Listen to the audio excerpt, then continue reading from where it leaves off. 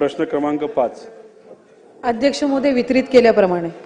अध्यक्ष महोदय, या प्रश्नाचं उत्तर आम्ही लाडक्या बहिणीच्या बाबतीतला प्रश्न इथं केला होता। अनेक प्रश्न होते जे कंबाईन झाले होते। त्याच्यामध्ये एक प्रश्न होता, म्हणजे माझे तसे 3 प्रश्न आहेत। त्यातला पहिला प्रश्न असा आहे की आमच्या या माता भगिनींना तुम्ही जे लाडकी बहीण योजना दिलेली आहे ती योजना देण्यासाठी तुम्ही अंगणवाडी सेविकांचा वेळेचा वापर हा फॉर्म भरण्यासाठी तिथं केला होता आणि प्रोत्साहन म्हणून त्यांना तिथं 50 रुपये तुम्ही देणार होता। त्याचा आकडा हा तसं बघितला तर तो तसा मोठा जातो। माझा पॉइंटेड प्रश्न असा आहे की त्यांना आतापर्यंत पैसे प्रोत्साहन जे अंगणवाडी सेविकांना तुम्ही देणार होता ते पैसे मिळालेले नाहीत। ते हे सेशन संपूस तर ते पैसे त्यांच्या अकाउंटला तुम्ही पाठवणार आहात का, असा माझा पॉइंटेड प्रश्न आहे। दुसरा माझा प्रश्न आहे, अध्यक्ष महोदय, आता आपण म्हणजे मंत्री महोदयांनी वरच्या हाऊसमध्ये उत्तर देत असताना असं उत्तर दिल्यासारखं आम्हाला आठवतंय की कृषी सन्मान योजना ज्या ज्या महिला शेतकऱ्यांना मिळते त्यांना तुम्ही लाडक्या बहीण योजनेतून त्या ठिकाणी त्यांचं नाव वगळणार आहात। आमचं एवढंच म्हणणं आहे की लाडकी बहीण योजना तुम्ही कोणासाठी आणली तर महिलांसाठी आणली। कशासाठी आणली तर महिलांना आर्थिक सक्षम करण्यासाठी आणली। आता याच्यामध्ये केंद्र सरकार ही कृषी सन्मान योजना का देते तर शेतकऱ्यांना अनेक अडचणी असतात। सोयाबीनचे भाव टिकत नाहीत, तिथं फर्टिलायझरचे भाव वाढलेले आहेत, खर्च परवडत नाही, म्हणून शेतकऱ्याला सक्षम करण्यासाठी तो पैसा तिथं दिला जातो। तर आमचं मत असं आहे की हे 2 योजना मिक्स न करता तुम्ही जी योजना लाडक्या बहिणीसाठी दिलेली आहे, कारण का इलेक्शनच्या काळामध्ये या महिलांना ज्यांना अध्यक्ष महोदय महत्वाचा आहे, कृषी सन्मान योजना ज्यांना दिली जात होती तो आकडा तुमच्याकडे असताना त्यांची नावं असताना सुद्धा अशा 20 ते 25 लाख महिलांना तुम्ही ही लाडकी बहीण योजना दिली। मग आता तुम्ही जर त्यांचं नाव वगळणार असाल तर कुठेतरी एक संदेश असा जातो त्यांचा वापर फक्त इलेक्शन पुरता केला। तर आमचं आपल्याला म्हणणं असं आहे की त्यांचं नाव याच्यामध्ये वगळू नये, कारण का या 2 वेगळ्या योजना आहेत आणि आमचं हे म्हणणं आहे ते लोकांचं महिलांचं म्हणणं आहे।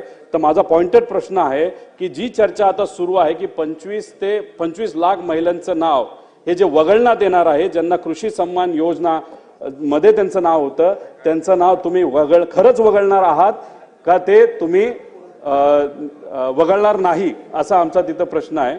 आणि शेवट आमचा पॉइंटेड प्रश्न असा आहे ज्याचं उत्तर सुद्धा पॉइंटेडच असावं असं आमची अपेक्षा आहे। इलेक्शनच्या काळामध्ये तुम्ही शब्द दिला होता, तुम्ही विविध ठिकाणी बोलला होता की 1500 रुपयाचा आम्ही 2100 रुपये हे आमच्या माता भगिनींना तिथं तुम्ही या योजनेच्या माध्यमातून आहे ना, पॉइंटेड उत्तर आम्हाला असावं, तुम्ही ते 2100 रुपये या अधिवेशनामध्ये करणार आहात का करणार नाही, असं उत्तर त्या ठिकाणी तुम्ही तिथं द्यावं। अध्यक्ष महोदय, पहिला प्रश्न जो सन्माननीय सदस्य रोहितजींनी या ठिकाणी विचारला, आम्ही ज्या वेळेला मुख्यमंत्री माझी लाडकी बहीण ही योजना घोषित केली त्यावेळेला अंगणवाडी सेविका ज्या पात्र लाभार्थ्यांचे फॉर्म भरतील त्यांना त्या ठिकाणी या संदर्भातले इन्सेंटिव्ह हे देण्यात येईल अशा पद्धतीची घोषणा केलेली होती। तरतूद ही त्या योजनेच्या अंतर्गत केली आणि जवळपास 31 कोटीपेक्षा अधिक जी इन्सेंटिव्हची रक्कम आहे ही प्रत्येक जिल्ह्याच्या महिला कार्यक्रम बालविकासचे जे जिल्हा कार्यक्रम अधिकारी आहेत त्यांच्या इथं जमा केलेली आहे आणि जवळपास 26 जिल्ह्यांपेक्षा अधिक त्या ठिकाणी जिल्ह्यांमधल्या ज्या अंगणवाडी सेविका आहेत यांच्या खात्यामध्ये ती जमा होण्याची सुरुवात सुद्धा झालेली आहे।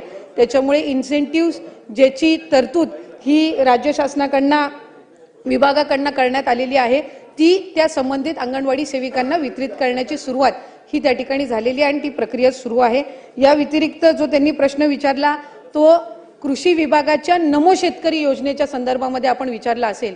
ज्या वेळेला लाडकी बहीण योजनेचा शासन निर्णय निर्गमित करण्यात आला त्यावेळेला त्या शासन निर्णयामध्येच नमूद केलेलं आहे की शासनाच्या ज्या वेगवेगळ्या योजना आहेत आणि ज्याचा लाभ हा माता भगिनी किंवा लाभार्थी घेत आहेत याच्यामध्ये 1500 किंवा 1500च्या अधिक ज्या योजनेचा लाभ, ज्या रकमेचा लाभ जर ती लाडकी बहीण घेत असेल तर ती या योजनेमध्ये पात्र होणार नाही। एक नमो शेतकरी योजना जी आहे याच्यामध्ये त्या ज्या महिला आहेत माता भगिनी आहेत यांना 1000 रुपयाचा लाभ मिळत असतो।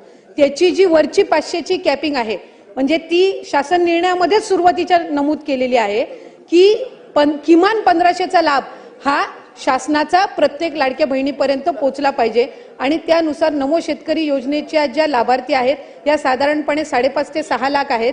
त्यांना या योजनेतून वगळण्यात आलेलं नाहीये. फक्त त्यांना 1000 रुपये हे नमो शेतकरी योजनेतून मिळतात आणि वरचे 500 जे आहेत हे आपल्या लाडक्या बहीण योजनेच्या माध्यमातून मिळत असतात. त्याच्यामुळे त्या संदर्भातलं कुठलंही वगळण्यात आलेलं नाही. 20-25 लाखचा जो आकडा आहे हा माध्यमांकडून किंवा अशाच पद्धतीनं अफवांच्या इथून आलेला आहे. हा कुठलाही आमच्या विभागाने किंवा शासनाकडून आजपर्यंत तशा पद्धतीचा आकडा काही दिलेला नाही. वरुण सरदेसाई. अध्यक्ष महोदय माझे रोहितजी मी विचारतो तेच विचारतोय. अध्यक्ष महोदय माझे अध्यक्ष ठीक आहे, अध्यक्ष महोदय त्यांना बोलू दे, अध्यक्ष बोला. महोदय माझे 3 स्पेसिफिक प्रश्न मंत्री महोदय यांना आहेत. अहो तेच देतील ना, अहो, मी तेच विचारतो ना विचारतायत, परत. 2100च विचारतायत, त्यांना संधी तर द्या. अहो मला बोलू द्या ना. आता सगळे माझे- प्रश्न तुम्हीच विचारणार, त्यांना माझे एक संधी 3 स्पेसिफिक प्रश्न आहेत. निवडणुकीच्या पूर्वी जेव्हा माझी लाडकी बहीण योजना जाहीर केली तेव्हा त्यावेळी किती लाभार्थी आपण होते?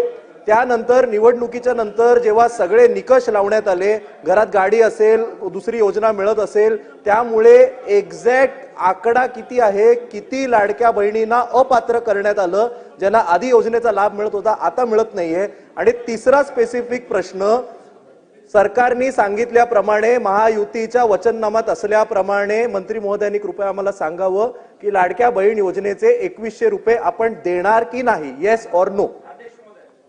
अध्यक्ष महोदय, आपल्या माध्यमातून मला सभागृहाला त्या ठिकाणी नमूद करायचंय की ऑक्टोबर 2024 मध्ये ज्या वेळेला आचारसंहितेच्या आधीचा लाभ वितरित करण्यात आला होता त्या लाभार्थ्यांची संख्या 2,33,64,000 सुमारे इतकी होती.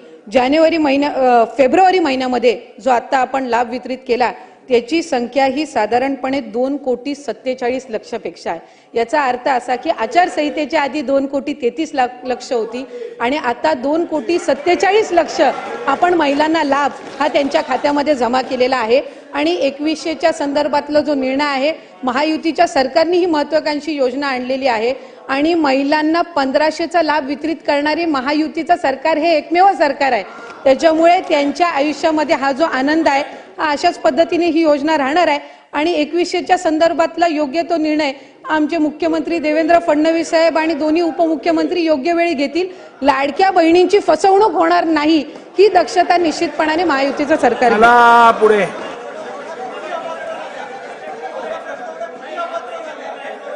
चला, सगळं समाधानकारक झालेलं आहे. प्रश्न क्रमांक 6. प्रश्न क्रमांक 6. अध्यक्ष महोदय, प्रश्न क्रमांक 6 महोदय छापल्याप्रमाणे. कोण आहेत? छापल्याप्रमाणे अध्यक्ष महोदय. अध्यक्ष महोदय, अध्यक्ष महोदय, अध्यक्ष महोदय, हे प्रश्न पुकारणे बोला बोला बोला मंत्री महोदय बोला. अंमलबजावणी होण्याबाबत हा प्रश्न आहे. माझे माननीय मंत्री महोदयांना 2-3 प्रश्न आहे. अध्यक्ष महोदय, राज्यातील बहुतांशी जिल्हा परिषदा अद्ययावत संगणक, बॅटरी बॅकअप, स्नॅकर आणि हायस्पीड इंटरनेटची जाणवत आहे.